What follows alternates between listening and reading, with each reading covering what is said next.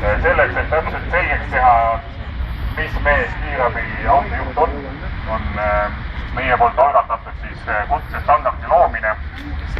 Kutsestandardi tahame teha 3-astmelise, et tulevikus saaks tõesti ka neid palku diferentseerida vastavalt.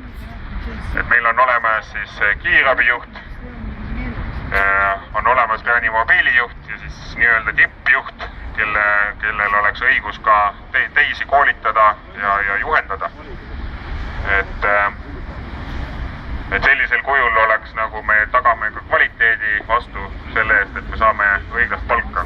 Aga meie palganõue oleks jah see, et keskmine juht saaks keskmise palga, tippjuht saaks üle keskmise ja ütleme, see lihtsam juht oleks siis nagu seal natukene alumisel tasandil. Aga me leiame, et alla 700 € ei tohiks ükski kiirabijuht Eestis brutona